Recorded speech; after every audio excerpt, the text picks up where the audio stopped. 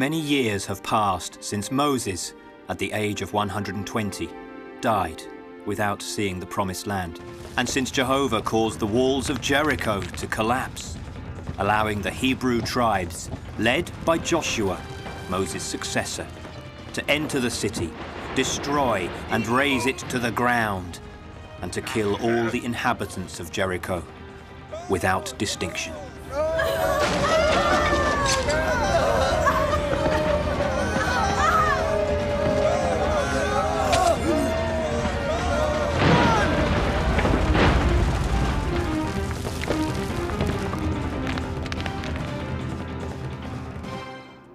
In the years following the resounding victory against Jericho that was the gate to the Promised Land, as Joshua ordered, the Israelites settled in the land of Canaan that the Lord had given them.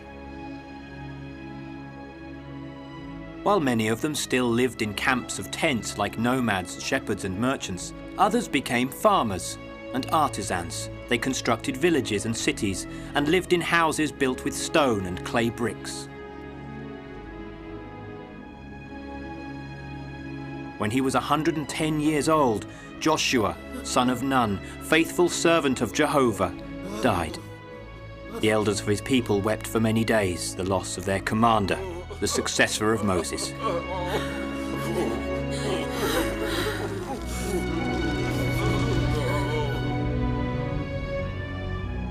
But after the death of Joshua, the new generations of the children of Israel dispersed in hundreds of camps, villages and cities. Few knew about the pains suffered by their forefathers. None of them could imagine what great gift that Jehovah had offered to their fathers and grandfathers, releasing them from the Pharaoh's slavery and taking them out of Egypt.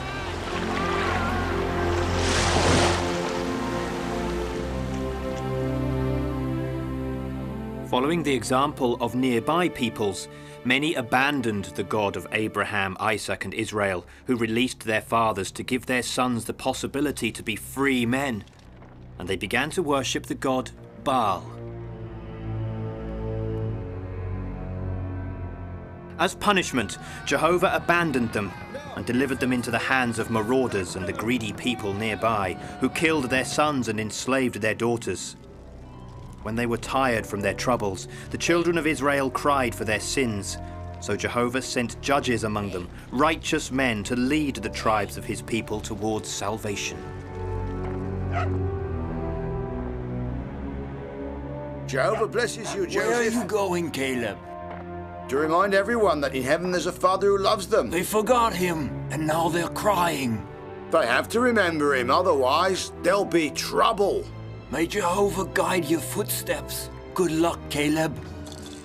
In the meantime, the Israelites sang and danced to pay homage to the great god Baal, who took the place of Jehovah in their hearts.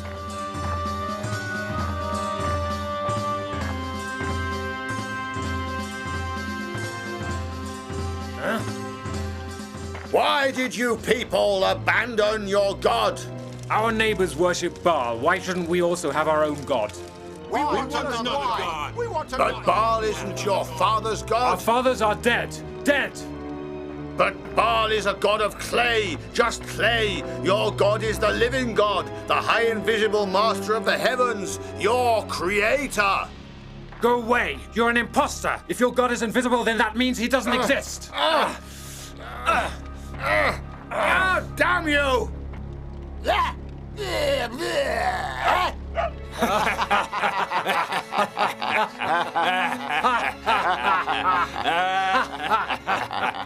This unfaithful behavior of the Israelites aroused Jehovah's anger, because many of them not only did not respect Moses' law, but even continued to worship Baal and other gods made of clay and stone, venerated by the nearby people.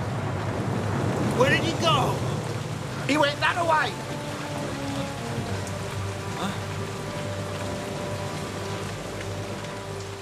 And the men ran after him, but they did not find any trace of the prophet. He's not here. Perhaps he went that way. And the children of Israel continued doing what is evil in the sight of the Lord, regardless of the consequences.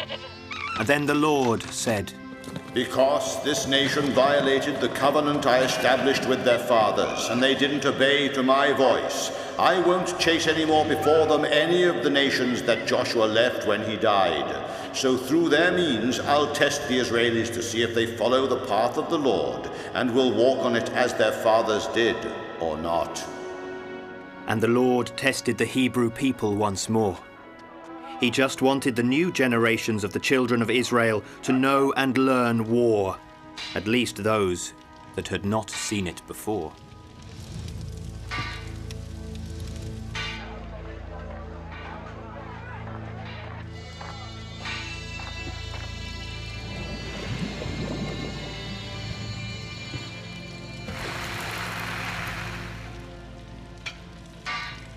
Who is it that will pay for this weapon? Jabin the king. He will lead us to recover the land of the Canaan. Are you sure that Jabin will manage to get rid of the Hebrews? With our weapons, he'll become invincible. But you're a stranger. Who are you? I am a servant of the living God, sent by the Almighty to his people who betrayed him. My forefathers crossed the desert with Moses. Then you are an Israeli. You're my brother. Nah. I make weapons for Jabin. My god now is the great Baal. Do you understand? I regret it, brother. I regret it very much.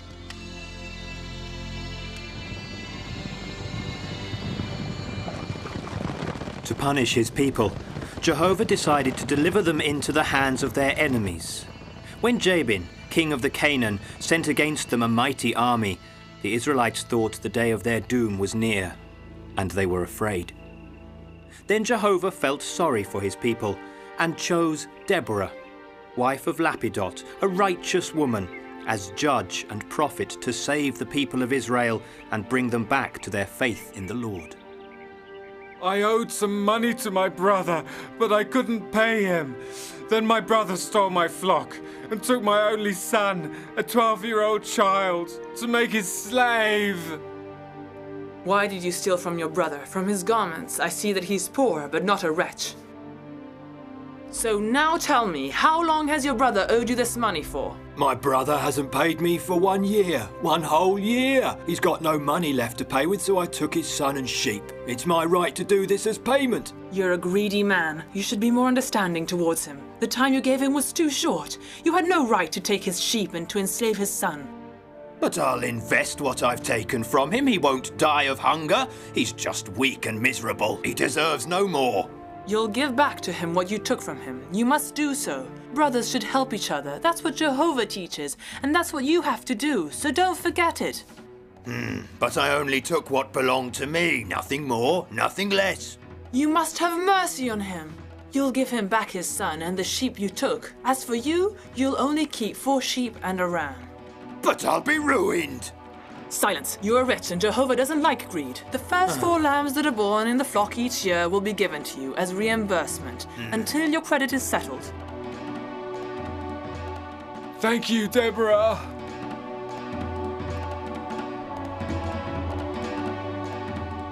What's happening? Who are those men?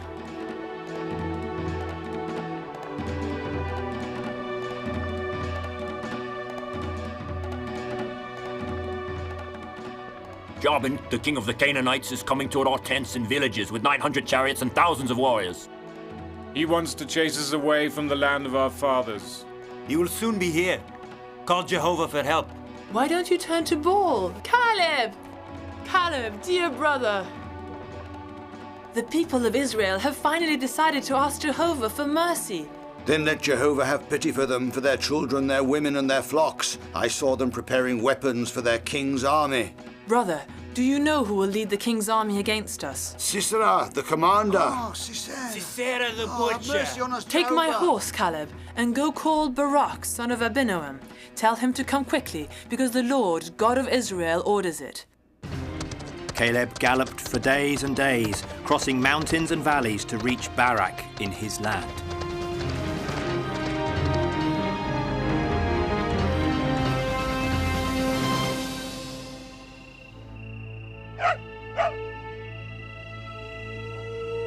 Let us pray Jehovah so that Caleb is soon here. I pray you, Lord, save your people. When Barak, son of Albinoam from Calais of Naphtali, knew the bad news. He set out with his men to save the people of Israel, who were in great danger.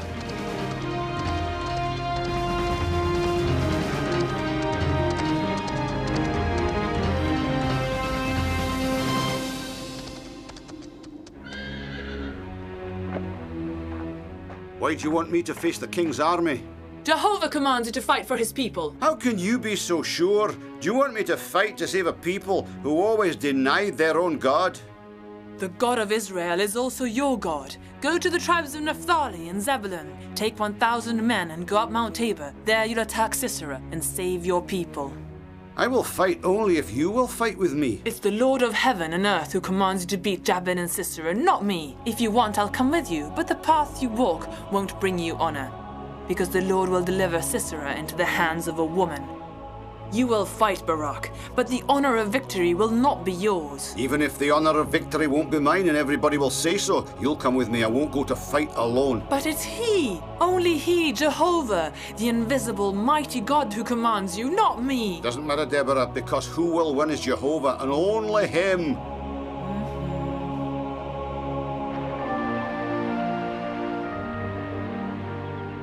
And the day of the battle came.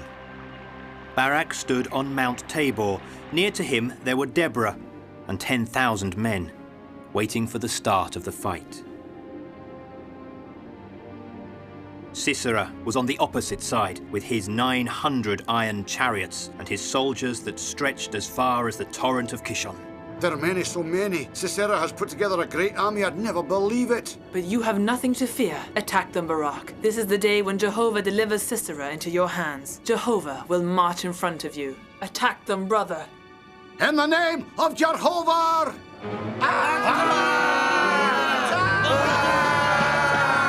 The Hebrews are attacking us. And we will crash there. Archers, fire your arrows!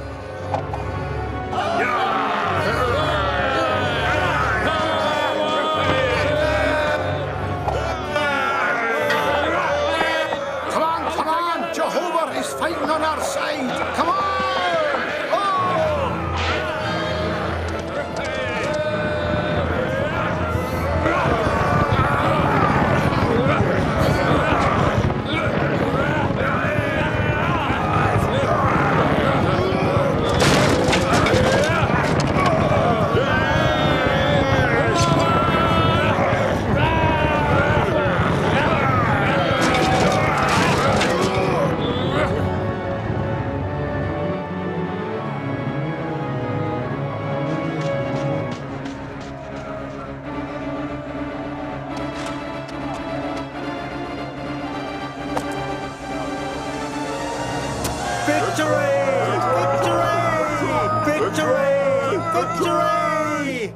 The battlefield was covered with enemy bodies.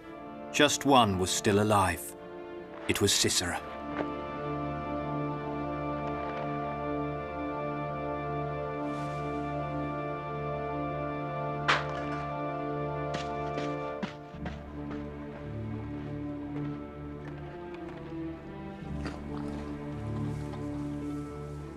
Sisera, my friend, come on.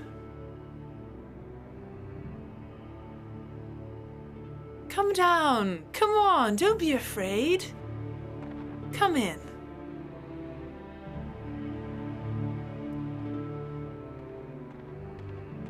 Here. Thank you, Giles. Stand at the entrance of the tent, and if anybody comes, tell them you haven't seen anybody.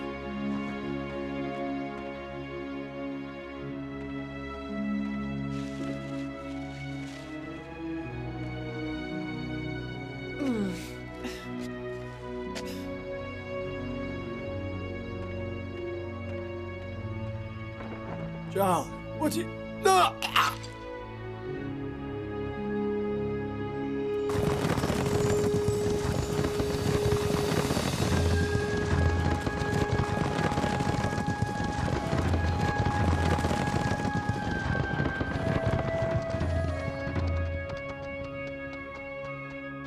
Barak, the great commander, why are you here? My husband has always been a friend of yours. Jail, I'm looking for a man. Come.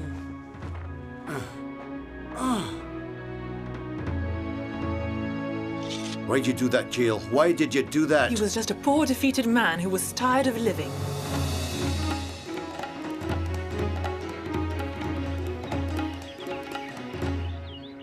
I'll sing to you, my Lord. I'll sing, O God of Sinai. When you set forth from Seir, when you marched from the lands of Eder, the earth trembled, the sky tumbled, the clouds poured rain. In front of you, my Lord, in front of you, O God of Sinai. The children of Israel lived in peace in the land of Canaan for over 40 years, but some of them went back to worshipping the god Baal. Then the Lord delivered them into the hands of the people of Midian who lived southeast of the Dead Sea.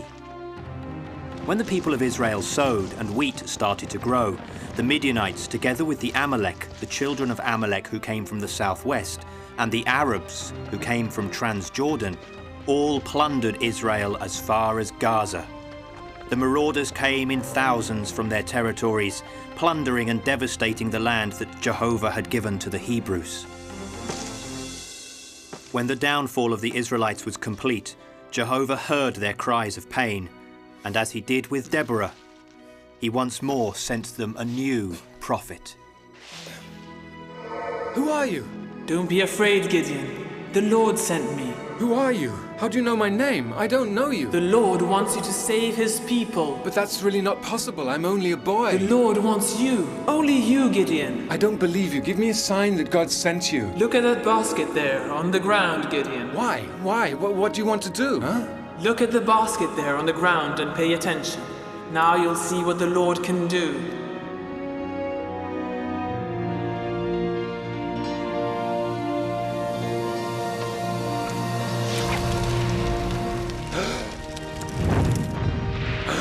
Only the Lord can perform such miracles. Gideon, it's the Lord commanding you. Tonight, take 2 steers with you and... Gideon started his work as the Lord told him, but he didn't dare do it during daylight. Because he was afraid of his father's house and of the people of the city, he worked by night. The Lord told Gideon, Take your father's steer and a second one 7 years old. Demolish your father's altar of Baal. Destroy the idol next to it, and with the same stones build an altar to the Lord, to your God. Place everything in the right order. Then prepare the altar for the Holocaust. Take the second steer and offer it to me, your Lord, using the wood of the idol you destroyed.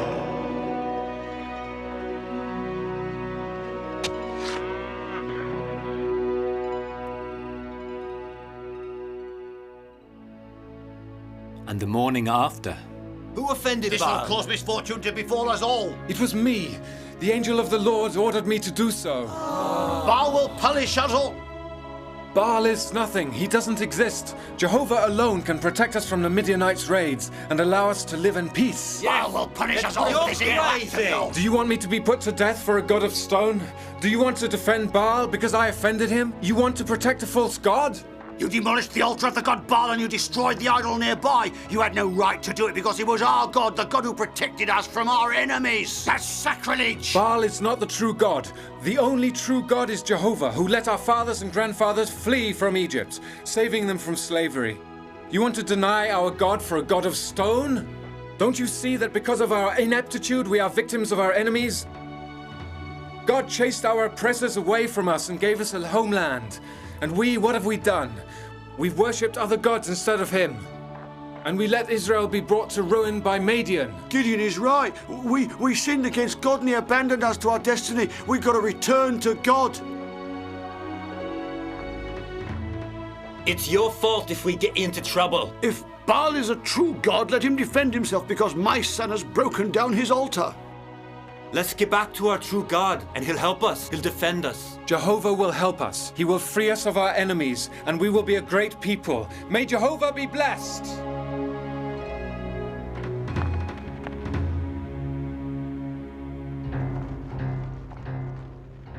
all the Midianites the Amalekites and the eastern people gathered together. They crossed the Jordan River and plundered everything they found in the Hebrew fields. Then they camped in the Israel Valley. But the spirit of Jehovah possessed Gideon, who played the trumpet to summon the Ablazariti. Gideon and all the people with him camped near the spring of Karod, while the camp of Midian was north in the valley, in the direction of the hill of Moor. Then the Lord said to Gideon, Your people are too many. Let them go down to the water. I'll choose for you. I'll say this one comes with you, this one won't come with you. You'll place aside all those that will lick the water with their tongue to drink, and the same you'll do with those who will drink on their knees. 300 was the number of men that licked the water, taking it in their hands. Gideon kept back these 300 men. They took food from their people and the trumpets. The camp of Midian was below in the valley. Gideon divided the 300 men into 3 sections. He gave each one a trumpet, an empty jug, and a torch. Then he said they had to do what he would do when he reached the edge of the camp, and they would have to shout, For Jehovah!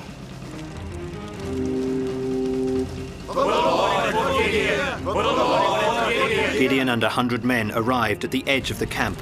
He blew the trumpet and they broke the jugs. The other 2 sections did the same. Then all together with their left hand they took their torches, while they kept the trumpets in their right hand and played them. Then they shouted, The sword of the Lord for Gideon! The Midianite soldiers went mad with the sound of the trumpets. They turned their swords against their own companions, killing them. The Midianites' army fled in panic, and the Israelis advanced to capture land as far as the Jordan River. The people asked Gideon to become king of Israel, but he replied, Only the Lord can be the king of Israel.